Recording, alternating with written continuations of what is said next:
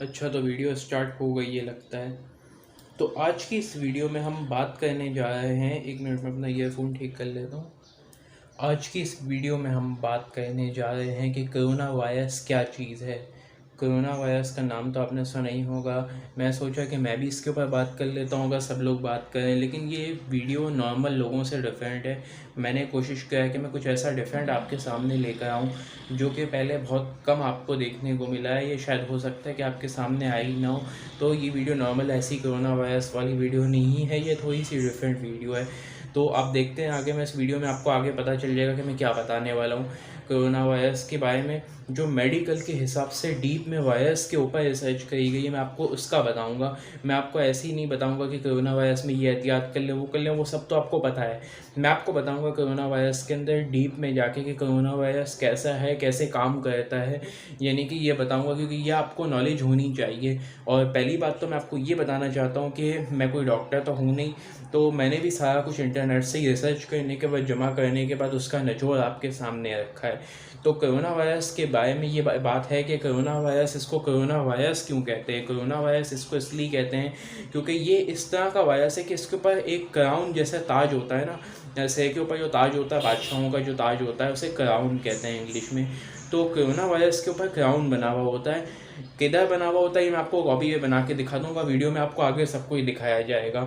तो जो क्राउन होता है वो कोरोना वायरस के ऊपर बना होता है, इसलिए इसको कोरोना वायरस कहते हैं। अब ये पहले से जानवरों में मौजूद था, चमगादड़ में भी था, और भी कई जानवरों में होता था, जैसे मुर्गियों में सुनने में आया था कि हो जाता था पहले, और भी कई जानवरों में होता था। ये इंसानों के अंदर क्यों आ गया, इसके ऊपर भी एक लंबी रिसर्च है, और मैं आपको बताऊँगा वीडियो के अंदर आगे कि ये कैसे हुआ, इंसानों के अंदर ये क्यों आया, कैसे आया, किस तरीके से इसने वायरस इंसानों में जंप कर जाते हैं। काफ़ी सारे वायरस जानवरों से इंसानों के अंदर आए, जो कि पहले इंसान की बॉडी के हिसाब से नहीं थे, इंसान को लग ही नहीं सकते थे, फिर वो इंसान को क्यों लगने शुरू हो जाते हैं।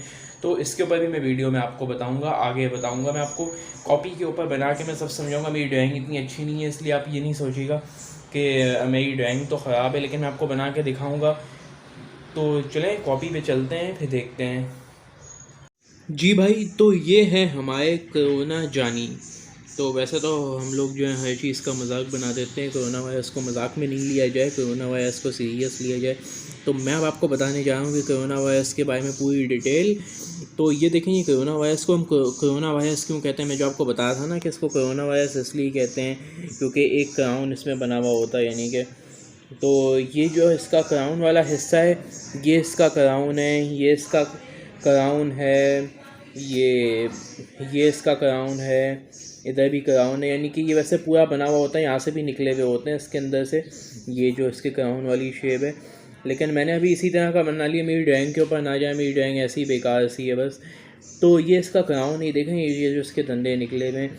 तो ये कैसे करता है, यानी कि काम, सबसे पहले मैं आपको पहले इसके थोड़ी सी इसकी डिटेल बता दूं। ये जो इसका ये वाला हिस्सा है, ये वायरस जो होता है, आपको पता है वायरस प्रोटीन का बना हुआ होता है। कोरोना वायरस भी जो है ये प्रोटीन का बना हुआ है।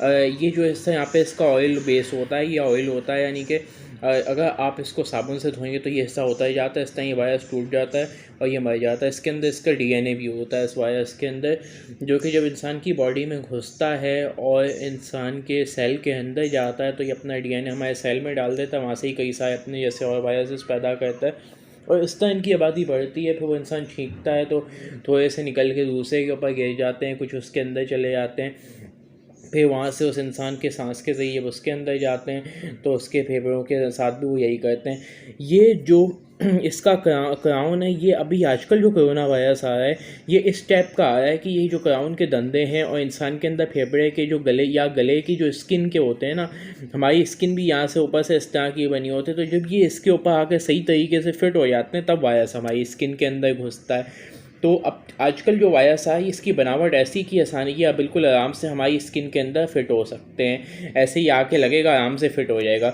जैसे ये मैंने बनाया हुआ है, ये इस तरीके से इसके ऊपर आके फिट हो जाएगा और अंदर घुस जाएगा, यानी कि तो हमारे फेफड़े की सेल के अंदर, मतलब कि जो फेफड़े की सेल की जो स्किन होती कह सकते हैं, तो इसलिए ये आराम से घुस जाएगा। और ये वायरस इतना छोटा होता, फ़र्ज़ करें कि अगर मेरा हाथ बड़ा सा आया तो उसके मुकाबले ये छोटा सा वायरस है, यानी कि।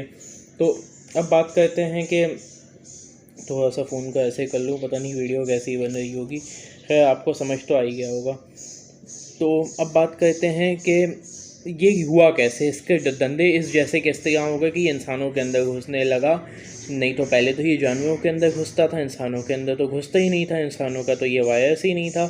तो ये ऐसे हुआ कि जिस तरह काफ़ी सारे वायरसेस पैदा होते गए तो उसमें एक वायरस में चेंज आ गई, इसको म्यूटेशन कहते हैं गालिबन म्यूटेशन कहते हैं। जो लोग डॉक्टर हैं वो बता सकते हैं कमेंट करके कि अगर मैं गलत हूँ तो मुझे बता दें कमेंट करके कि इसको म्यूटेशन कहते हैं। काफ़ी सारी चीज़ें, एक नस्ल पैदा होती है चाहे इंसानों की हो या जानवरों की, तो उनमें थोड़ी बहुत चेंज आ जाती है तो उसको म्यूटेशन कहते हैं। तो इस वायरस में म्यूटेशन हो गई, मतलब तब्दीली आ गई और इस वायरस ने अपने आप को थोड़ा सा अपग्रेड कर लिया कह सकते हैं। तो इसके धंधे जो हैं ये इस शक्ल के हो गए जो कि इंसान की बॉडी के अंदर भी घुस सके, मतलब कि आखिर इंसान की फेफड़े से जैसे ही टच हो फेफड़े की स्किन से या गले की स्किन से, तो उससे आके जुड़ जाए, उसके अंदर गड़ जाए और उसके अंदर घुस जाए इंसान के अंदर।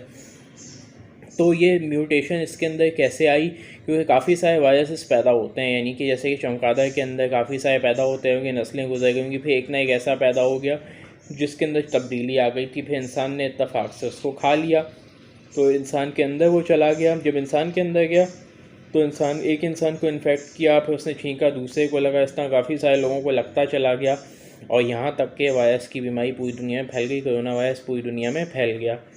अब ये म्यूटेशन इंसानों में भी होती। म्यूटेशन की एक एग्जांपल मैं आपको देना चाहूँगा कि जो कि इंडिया के अंदर सुनने में आता, तकरीबन इंडिया के अंदर शायद मेरे ख्याल में वो एक औरत थी, यानी कि अगर मैं सही हूँ, जिसका कद हाइट 2.5 फुट थी, यानी कि अब उसके माँ बाप तो लंबे ही होंगे, इतने छोटे तो होंगे नहीं, तो अब उसकी हाइट फ़र्ज़ करें 2.5 फुट निकल गई। अगर वो कोई औरत इतनी छोटी थी, अब उसकी शादी किसी 2.5 फुट के आदमी से अगर हो जाए तो अब जो उनके बच्चे होंगे वो भी 2.5 फुट के ही होंगे।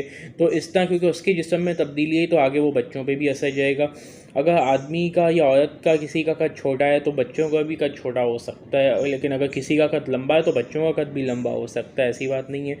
यानी कि तो दोनों चीज़ें हो सकती हैं। अगर एक का कद छोटा एक का कद लंबा है तो दरमियान की भी कोई चीज़ बन सकती है, यानी कि तो ये समझाने के लिए मैं आपको इसलिए एक्सप्लेन करूँ ताकि आपको समझ में आए।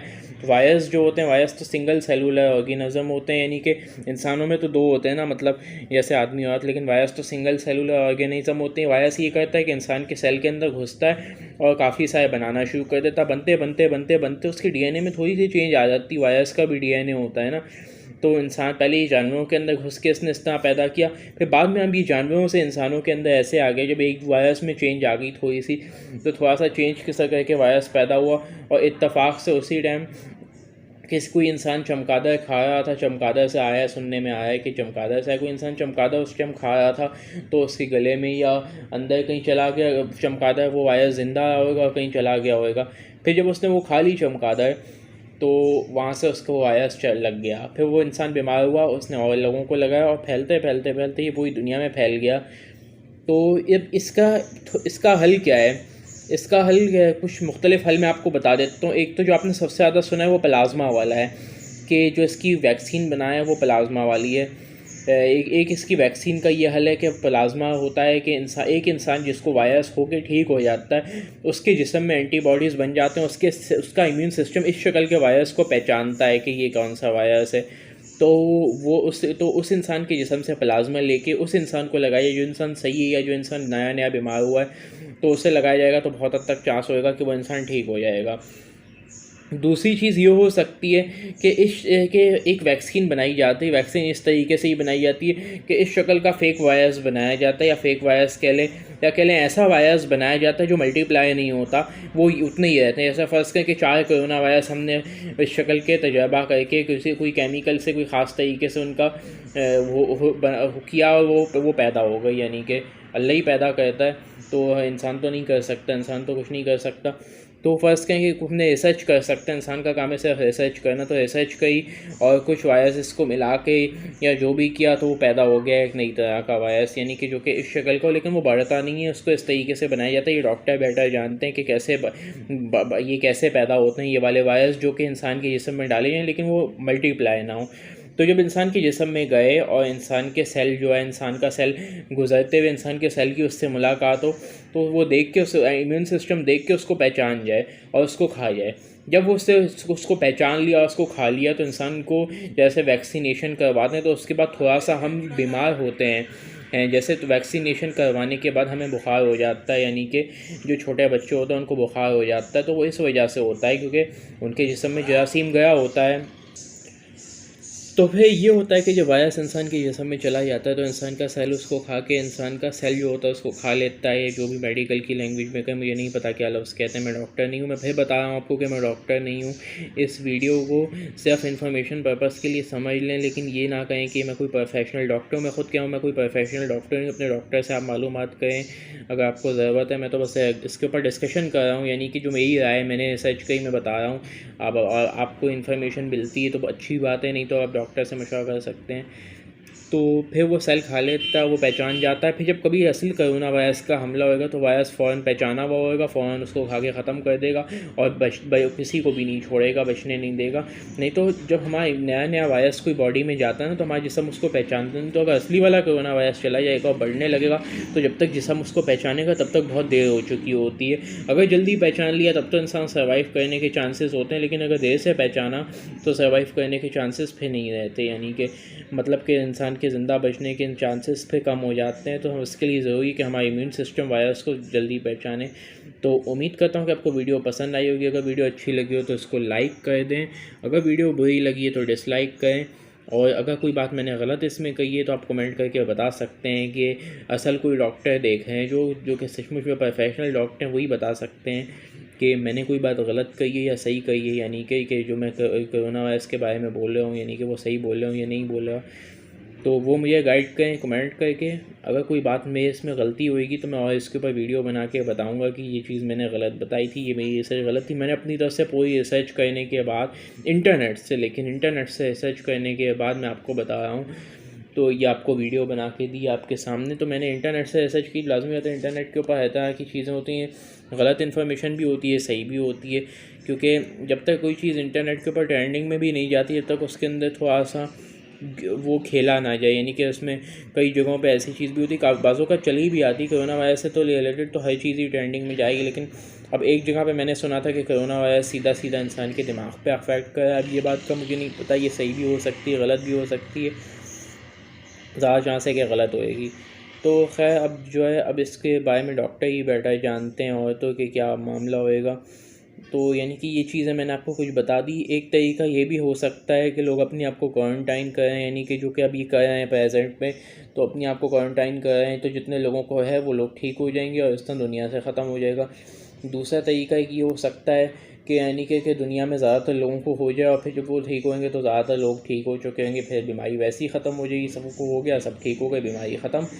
और तीसरा तरीका वैक्सीन वाला है, वैक्सीन या प्लाज्मा कोई चीज़ इस तरह करके कर लेते हैं, किसी तरीके से कोई ना कोई तरीका करके वैक्सीन बन जाती है, तो भी इंसान का यानी कि चांस है कि इसका मुकाबला करके हम इसको हरा सकते हैं। यानी कि अब बाकी अल्लाह बेहतर जानता आगे क्या होने वाला है। मिलते हैं अगली किसी वीडियो में। अगर चैनल अच्छा लगा हो तो सब्सक्राइब ज़रूर करें, बेल आइकॉन को भी दबाएं और लाइक भी कर दें। तब तक के लिए गुड बाय, अपना ख्याल रखिएगा।